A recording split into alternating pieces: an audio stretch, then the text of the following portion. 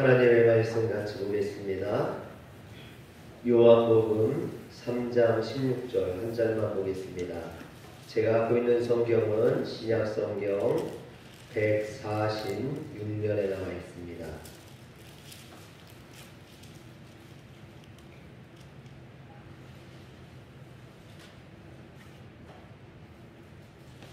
요한복음 3장 16절 다 같이 읽겠습니다. 하나님이 세상을 이처럼 사랑하사 독생자를 주셨으니 이는 그를 믿는 자마다 멸망하지 않고 영생을 얻게 하려 하시니라. 아멘.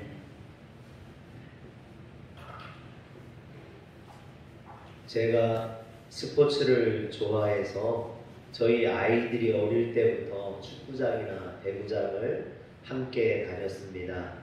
그래서인지 저희 아이들도 스포츠를 참 좋아합니다. 그래서 제가 좋아하던 팀을 아이들도 좋아하고, 그래서 그것이 우리 팀이 되어버렸습니다. 특히 배구는 현대캐피탈을 좋아하는데 요즘 팀을 리빌딩하면서 최하위에 머무르고 있습니다.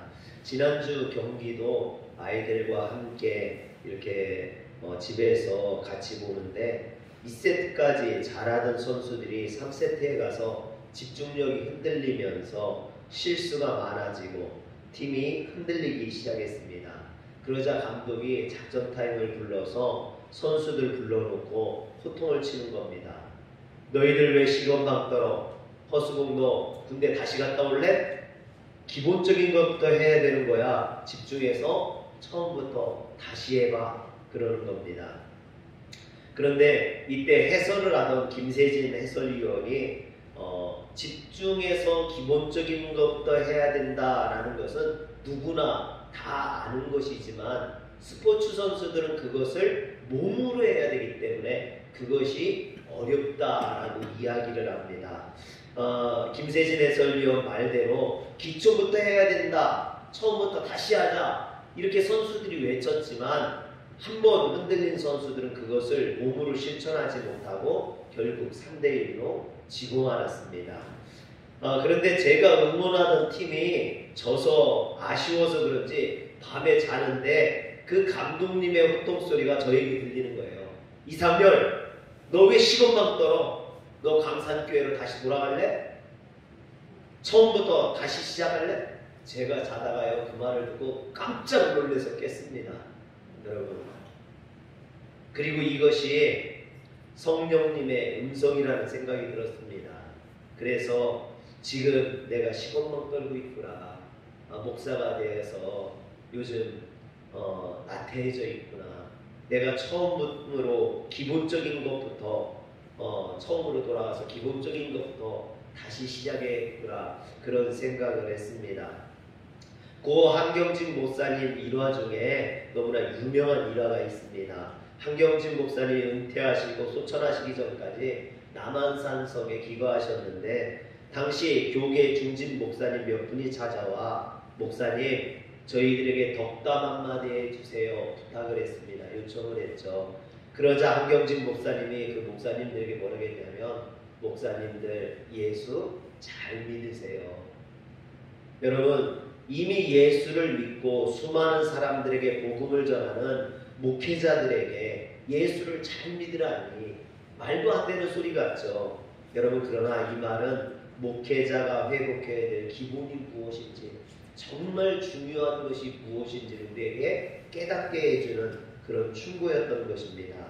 사랑하는 성도 여러분, 우리는 때로 내가 예수를 잘 믿고 있다고, 내가 목사인데, 내가 장로인데, 내가 권사인데 하면서 착각을 해서 가장 중요한 기본적인 것들을 잃어버릴 때가 많습니다. 그래서 우리는 다시 한번 기본으로 돌아가야 됩니다. 한경진 목사님 말씀대로 예수를 잘 믿어야만 합니다. 이것이 안 되기 때문에 요즘 한국교회가 위기라거나 변질되었다거나 또는 병들었다, 타락했다, 이런 말을 듣는 거 아닙니까? 여러분, 그렇다면 우리가 가져야 될 신앙의 기초는 무엇일까요? 그것은 바로 예수 그리스도에게 돌아가는 겁니다. 히브리서 3장 1절 말씀대로 예수를 다시 생각하라. 예수를 생각하는 것.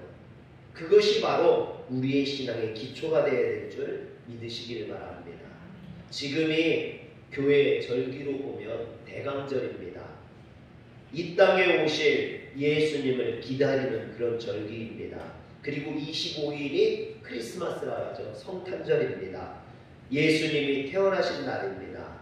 전에는 이쯤 되면요, 거리마다 이렇게 성탄 트리가 장식되고 캐롤송이 울려 퍼지고 사람들이 예수님을 기다리면서 기뻐하고 즐거워하고, 방송에서도 계속해서 예수님에 대한 만화나 영화나 이런 것들이 방영되고 그랬습니다. 그런데 물론 이런 어떤 분위기를 기업에서 어떤 홍보 마케팅을 위해서 사용하기도 했습니다만, 어쨌든 예수님이 이 땅에 태어나심을 많은 사람들이 함께 즐거워했던 것이 사실입니다. 그런데 지금은 어떻습니까? 여러분, 코로나로 인해서 그마저 사라져버렸어요. 캐롤송이 더 이상 들리지 않습니다. 거리를 다녀도 성탄 트리나 캐롤송 보기가 어려워요. 성탄절이나 크리스마스가 사람들에게 잊혀지고 있다라는 거죠. 그것이 잊혀지는 건 상관없는데 성탄절이나 크리스마스가 사라지면서 예수님도 잊혀질까봐 그게 걱정입니다. 여러분, 특별히 올해는 산타크로스도 12월 25일 날 못 오고 1월 8일이나 온대요. 왜냐고 그랬더니 2주간 자가격리해야 돼서 그렇다고 합니다. 여러분, 성탄절을 잃어버렸어요. 이 사회가 예수님의 태어나심을 잃어버렸어요. 예수님을 잃어버렸다는 거죠. 이러다가는 정말 심각한 문제가 일어날 거라고 저는 생각을 합니다. 세상이 주님을 잃어버리기 전에 우리가 예수님을 찾아야 됩니다. 교회가 예수님을 찾아서 다시 그 예수님을 전할 수 있어야 돼요. 성도들이 성탄절을 잃어버렸어요. 세상이 크리스마스를 잃어버렸습니다. 우리에게 소망이 되시는 그 주님을 잃어버렸어요. 그런 의미에서 저는 오늘 말씀 요한복음 3장 16절이 생각났습니다. 하나님이 세상을 이처럼 사랑하사 독생자를 주셨으니 이는 그를 믿는 자마다 멸망치 않고 영생을 얻게 하려 하심이라. 이 말씀은 교회에 처음 나오면 배우는 말씀 중에 하나입니다. 교회를 조금이라도 다녀본 사람이라면 누구나 이 말씀에 대해서 잘 알 겁니다. 여러분, 그러나 이 말씀은요, 신앙의 가장 기본적인 진리를 담고 있는 너무나 중요한 말씀입니다. 오늘 예수를 잃어버린 이 사회가, 오늘 우리 교회가 이 말씀을 다시 외워야 될 것 같아요. 예전 그 교회학교 시절로 돌아가서 다시 한번 하나님이 세상을 이처럼 사랑하사 독생자를 주셨으니 이는 저를 믿는 자마다 멸망하지 않고 영생을 얻으리로다. 여러분, 이걸 우리가 처음으로 다시 돌아가서 교회학교로 돌아가서 다시 배워야 되는 거 아닌가, 다시 익혀야 되는 거 아닌가, 그런 생각을 해봅니다. 오늘 저와 이 말씀을 묵상하면서 예수님을 다시 찾는, 신앙의 기본적인 것들을 다시 깨닫는 그런 시간이 되시길 주의 이름으로 축원합니다. 하나님이 세상을 이처럼 사랑하사 그랬어요. 우리를 사랑하신 하나님께서 우리를 사랑해서 보내주신 분이 예수님이라는 거예요. 하나님의 사랑의 표현이 예수님이었다는 거죠. 그런데 보면은 독생자를 주셨으니 그랬어요. 여기서 주셨다라는 거예요. 우리에게 주셨다라는 겁니다. 여기에서 주셨다라는 것은 그런데 십자가에 내어 주셨다라는 말입니다. 그래서 예수님은 이 땅에 오셔서 우리를 위해 죽기까지 자신을 내어 주셨습니다. 그것이 십자가의 도입니다. 그래서 교회에 걸려있는 십자가는 감상하라고 걸어놓은 예술 작품이 아니라 우리를 위해 십자가를 지신 그 주님의 희생과 사랑의 증표인 것입니다. 그러므로 우리는 이 십자가를 바라볼 때마다 예수님을 생각해야 됩니다. 그 하나님의 사랑을 깨달을 수 있어야만 합니다.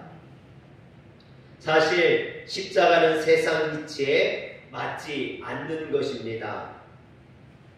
여러분, 세상은 양육강식의 이치가 지배합니다. 그래서 힘있는 자들이 힘없는 자들을 착취하고 힘없는 자들은 희생을 강요당하는 것이 세상의 이치입니다. 그러나 십자가는 이런 세상의 이치를 역행하죠. 여러분, 주님이 힘없는 자라서 십자가에 못 박혀 죽은 게 아닙니다. 천지를 창조하신 하나님께서 우리 같은 별 볼 일 없는 인생을 위해서 십자가를 대신 지시고 죽으셨다라는 것이죠. 할렐루야. 세상 이치로 보면 도저히 이해할 수 없죠. 강한 자가 약한 자를 위해서 오히려 십자가를 지고 죽는다라는 게 말이 되지 않죠. 그래서 우리가 아무리 지하철이나 거리에서 예수 천당, 불신 지옥을 외친다 해도 사람들이 이것을 깨닫지 못하고 받아들이지 못하는 것은 어찌 보면 당연한 일입니다. 왜냐하면 십자가의 도는 듣는다고 깨달아지거나 또는 인간적인 노력으로 믿어지는 것이 아니기 때문입니다. 여러분, 오직 성령님께서 역사하셔야지만이 그 희생이 믿어지는 줄 믿으시길 바랍니다. 오늘 내 힘으로 믿는다면 얼마나 좋겠습니까? 대가 없이 나를 희생하고 나를 위해 헌신하신 그 주님을 성령님의 특별한 은혜로 영의 귀가 열리지 않으면 도저히 믿어지지 않는 것이 바로 십자가의 도입니다. 사랑하는 성도 여러분, 여러분들은 이런 십자가의 도가 믿어지십니까? 오늘 우리는 이런 십자가의 도를 회복해야 될 줄 믿으시길 바랍니다. 그래야 예수님을 온전히 믿을 수 있습니다. 여기서 예수님을 잘 믿는다라는 것은 십자가의 도를 실천하며 사는 것을 말합니다. 즉 나도 예수님이 그러셨던 것처럼 다른 사람들을 사랑하고 다른 사람들을 위해서 나를 희생하고 헌신할 수 있는 것을 의미하죠. 제가 목회를 20년 동안 해오면서 깨달은 것 중에 하나가 있습니다. 그것은 사람들은 잘 바뀌지 않는다라는 것입니다. 제가 처음 목회 나올 때는요, 제가 열심히 하면 사람들을 바꿀 수 있을 거라고 생각을 했어요. 자신 있었습니다. 내가 한번 말씀 전하면 사람들이 180도 바뀔 거야. 술 먹고 세상적인 사람들도 다 하나님의 사람으로 바꿀 수 있을 거야. 그렇게 생각을 했습니다. 그런데 여러분, 안 바뀌더라고요. 여러분, 바뀌면 얼마나 좋습니까? 설교 한 번에 바뀌면요 얼마나 좋겠어요. 여러분, 그런데 사람들이요 이쪽 귀로 들어갔다가 이쪽 귀로 나와요. 하나님의 말씀이 그 안에 머무르지 않아요. 여러분, 사람들이 잘 바뀌지 않습니다. 저희 어머니도요 저희 아버지를 바꿔보시겠다고 40년을 싸우시더라고요. 그런데 결국 아버지가 돌아가실 때까지 못 바꾸셨어요. 지금도 말씀하셔요. 아버지를 못 바꾼 게 그게 후회된다. 여러분, 그런데 바꾼다고 바뀔 수 있는 게 아니에요. 저도 저희 집사람하고요 서로 다른 사람들이 만나다 보니까 이게 거슬리는 부분이 있는 거예요. 제가 지난번에 얘기했잖아요. 치약을 저는 끝에서 짜는데 저희 집사람 중간에 짜요. 여러분, 어떻게 그렇게 다르죠? 화장실에 화장지를요 이렇게 두루마리로 화장지를 거는데 저는 위로 이렇게 잡아당기게 걸어요. 근데 저희 집사람 밑으로 잡아당기게 거는 거예요. 꼭. 여러분, 저는 화장실 선반에 맨 밑에 칸에 화장지를 놔요. 그래야 이렇게 꺼내기가 쉬우니까. 근데 저희 집사는 꼭 거기에 수건을 집어넣는 거예요. 여러분, 그것 때문에 몇 번을 싸웠는지 몰라요. 그걸 왜 그렇게 보냐고, 이걸 뒤집어서 걸어야지 위로 좀 땡기게. 그런데요, 안 돼요. 안 돼요. 여러분, 가정의 평화를 위해서 더 이상 싸우면 안 되겠다 생각했어요. 이것을 서로 인정하고 쓸데없이 잔소리하지 말고 내가 먼저 이해하고 섬기면 되는 거예요. 할렐루야. 여러분, 전에 제가 학생 때 교회에서 저를 지도해줬던 CCC 순장님이 결혼해서 다른 데로 이사 갔어요. 그런데 한 10년 만에 이렇게 다시 만났어요. 길에서 우연히 만났는데 제가 목회자가 됐다 하니까 너무 기뻐하는 거예요. 그럴 줄 알았다고. 너 학생 때부터 뭔가 달라서 목회자가 될 줄 알았다고 그러면서 얘기를 하는데 본인은 정작 지금 교회를 못 다니고 있대요. 그래서 왜 그러냐 했더니 안 믿는 남편을 만나면서 안 믿는 남편이 뭔데, 내가 결혼해서 전도하고 예수 믿게 하고 시댁도 다 구원시키고 그러면 되지 그랬는데, 실상 결혼을 해서 신앙의 문제 때문에 자꾸 부딪히고 싸우고 힘들어지고 어려워지다 보니까 가정의 평화를 위해서 자기가 신앙을 포기했다라는 거예요. 여러분, 그러면서 하는 말이 내가 변화시킬 줄 알았는데 그것이 나의 착각이었다, 나의 교만이었다 그러는 거예요. 여러분, 사람을 변화시킬 수 있다? 혹시 여기에도 그런 분들이 있습니까? 내가 남편을 변화시키겠다. 여러분, 그거 교만이에요. 절대 안 바뀌어요. 아무리 잔소리 해보세요. 아무리 잔소리를 해도 듣지 않아요. 여러분, 바뀌지 않습니다. 그게 아니라 내가 예수의 사랑을 가지고 남편을 사랑하시길 바랍니다. 이해하려고 노력을 하며 내가 섬기려고 노력을 하면 언젠가는 내 가정이 변하고 내 남편이 변할 줄 믿으시기를 바랍니다. 바꾸려고 하면 싸울 수밖에 없어요. 바꾸려고 하면 자꾸만 지적질하게 되고요, 자꾸만 싸우게 됩니다. 여러분, 바꾸려고 할 것이 아니라 먼저 내가 바뀌면 됩니다. 내가 예수의 사랑으로 바뀌어서 사랑하면 되는 줄 믿으시기를 바랍니다. 사람은 쉽게 변하는 존재가 아닙니다. 우리가 가진 세치의 여로 쉽게 바꿀 수 있다면 얼마나 좋겠습니까만 그럴 수 없다는 거죠. 여러분, 혹시 지금도 그런 마음이 있다면 멈추시길 바랍니다. 그저 예수의 사랑으로 사랑하는 성도들 되시길 주의 이름으로 축원합니다. 이처럼 내가 예수님을 생각하고 예수님이 보여주셨던 그 십자가의 도를 따라 살아갈 때 우리 삶에 얻게 되는 그런 축복이 있어요. 뭐냐? 우리 삶에 얻게 되는 첫 번째 유익은요, 평안이라는 겁니다. 주님의 말씀을 따라서 주님을 생각하면서 주님을 기초로 삼고 다시 한번 우리가 신앙생활을 할 때 우리 삶에 평안을 얻게 된다는 거예요. 주님이 주시는 그 샬롬이 임하게 된다는 거죠. 주님이 주시는 그 평안을 누리게 된다는 겁니다. 그런데 이 평안이야말로 현대인들이 풀어야 될 과제 중에 하나입니다. 제가 어느 자료에 이렇게 보니까 미국 성인들이 가장 많이 복용하는 약 중에 하나가 향정신성 의약품, 즉 수면제나 신경안정제라고 합니다. 이 약은요, 흑인보다 백인들이 많이 먹고요, 남자보다 여자가 약 2배 정도 많이 먹는다고 합니다. 여러분, 세계 최광대국이라고 하는 최고 잘 산다고 하는 그 미국 사람들이 왜 이토록 불안해해서 신경안정제를 복용하고 우울증에 시달릴까요? 여러분, 세계 최강대국에 살면서도 자신이 안전하지 않다고 느끼기 때문입니다. 그래서 불안해하는 거죠. 오늘날 현대인들이 외부로부터 침입하는 도둑을 막기 위해서 담장을 높이 쌓고 2중 3중으로 잠금장치를 하고 보안 전문업체를 통해서 철통같이 경비를 하지만 정작 자신의 마음속에 찾아오는 그 불안은 다스리지 못해서 이처럼 수면제를 먹지 않으면 잠조차 제대로 자지 못하는 그런 상황에 빠지게 된다는 겁니다.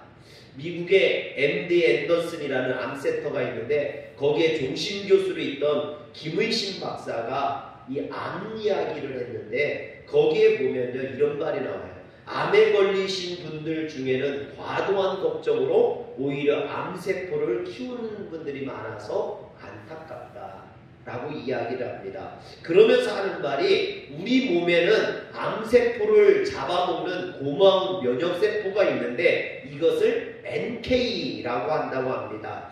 우리말로는 자연살해세포인데 사람 몸에 이 자연살해세포가 많으면 암에 잘 걸리지도 않을 뿐만 아니라 암에 걸려도 치료가 잘 된다고 합니다. 그런데 사람들을 대상으로 이 NK의 수치를 조사했는데 항상 웃고 즐거워하는 사람들에게는 이게 높게 나타난다라는 거예요. 긍정적인 사람들에게 높게 나타난다라는 거죠. 그런데 특별히 이것이 높게 나타나는 사람들이 있다는 거예요. 그래서 그 사람들을 조사해보니까 그 사람들의 특징이 뭐냐?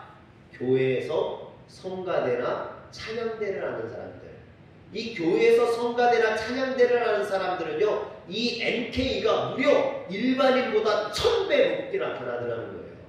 여러분, 이 박사가 깜짝 놀랐다는 겁니다. 여러분, 이게 지금 목회자가 한 얘기가 아니에요. 미국의 가장 돈 있는 암센터에 암 전문가가 자신의 오랜 시간 연구를 통해서 발표한 그 발표 논문에 나온 얘기입니다.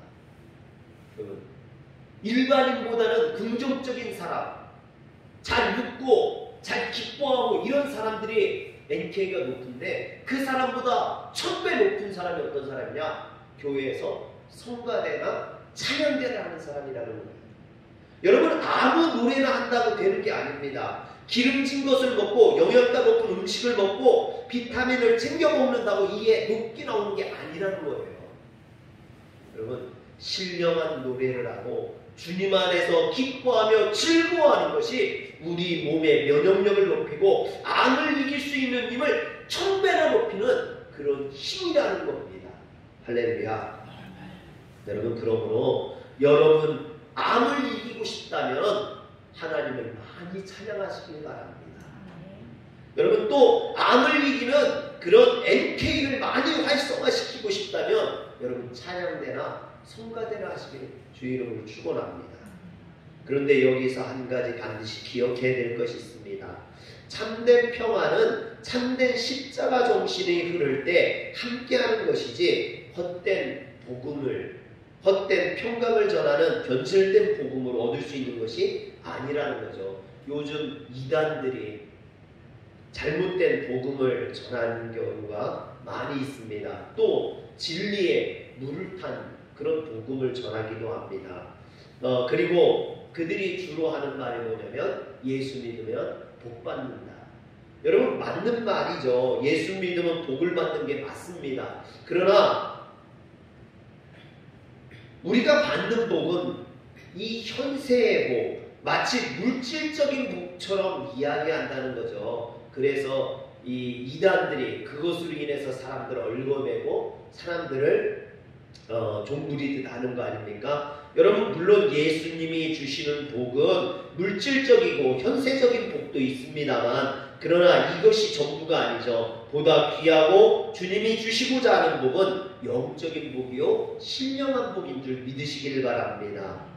요나서에 보면 요나가 하나님의 말씀을 거역하고 정면으로 도전하는 것이 나옵니다. 하나님께서는 니느웨로 가서 복음을 전하라겠는데 요나가 정반대인 다시스로 가죠. 그래서 요나가 항구에 가서 마침 다시스로 가는 배를 만나 타는 것을 보게 됩니다. 요나서 1장 3절에 보면 그러나 요나가 여호와의 얼굴을 피하려고 일어나 다시스로 도망하려 하여 욥바로 내려갔더니 마침 다시스로 가는 배를 만난지라 여호와의 얼굴을 피하여 그들과 함께 다시스로 가려고 뱃삭을 주고 배에 올랐더라 그랬습니다.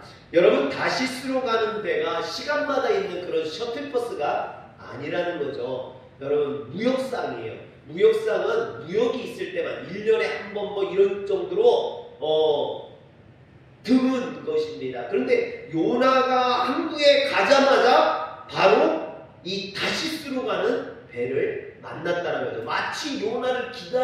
있었던 것처럼 그렇게 준비되어 있었다라는 것입니다.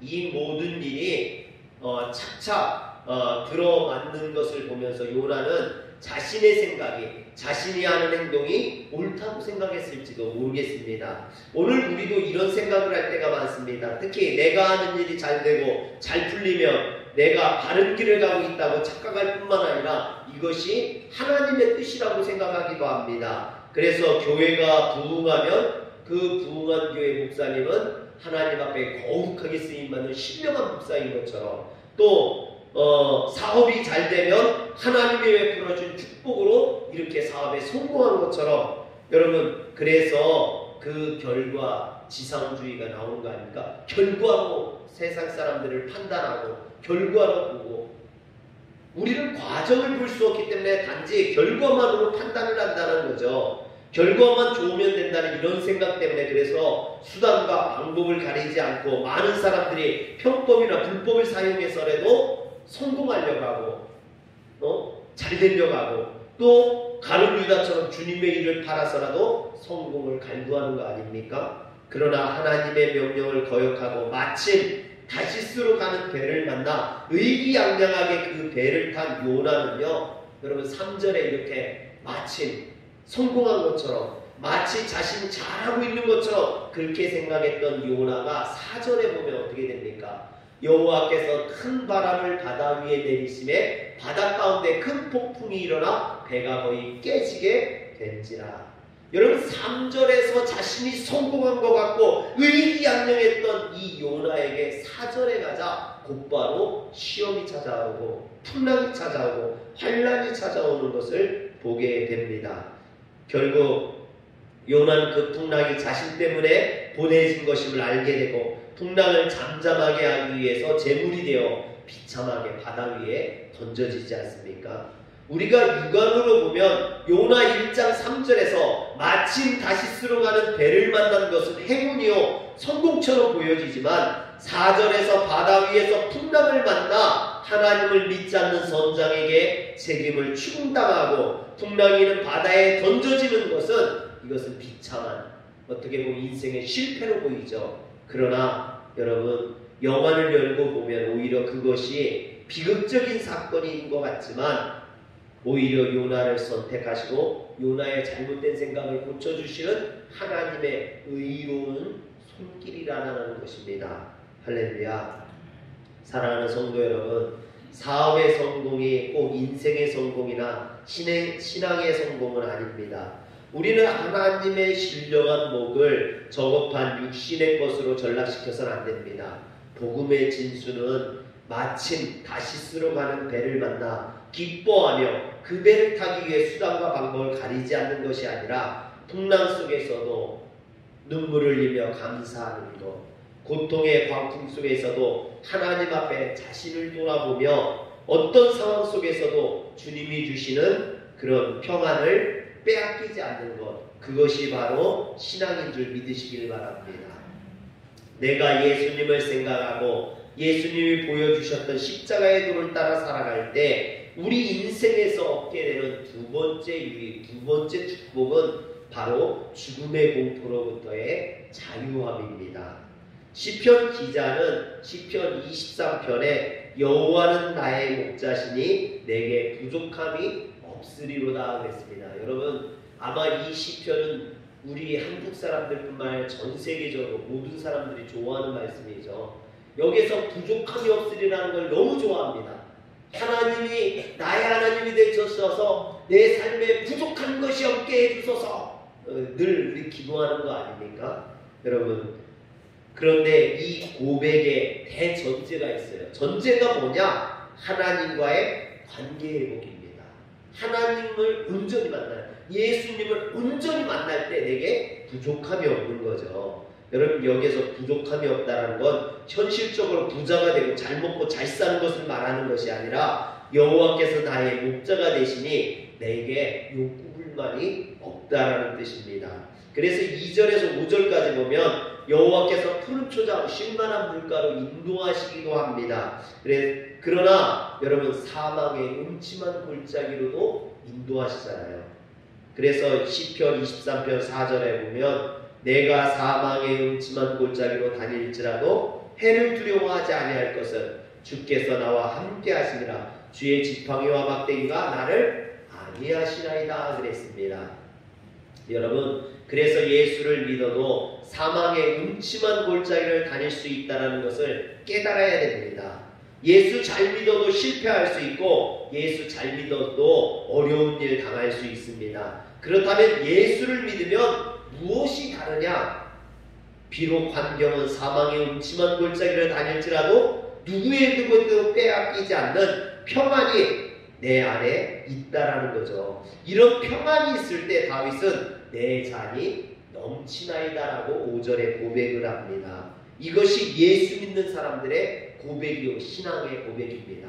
아무리 사망의 음침한 골짜기를 다닐지라도 하나님이 나와 함께 하시기 때문에 내 잔이 넘친다라는 거죠. 그러나 성경은 여기에서 끝나지 않습니다. 시편 23편 6절에 보면 내 평생의 선하심과 인자하심이 반드시 나를 따르리니 내가 여호와의 집에 영원히 살리로다. 할렐루야. 여기까지 가야 돼요. 시편 23편 5절까지는요 동사가 현재형으로 되어 있어요. 현재 우리가 누리게 되는 축복을 이야기합니다. 그런데 6절은요 이게 미래형으로 되어 있어요. 즉 우리가 앞으로 누리게 될 그런 축복에 대한 소망입니다.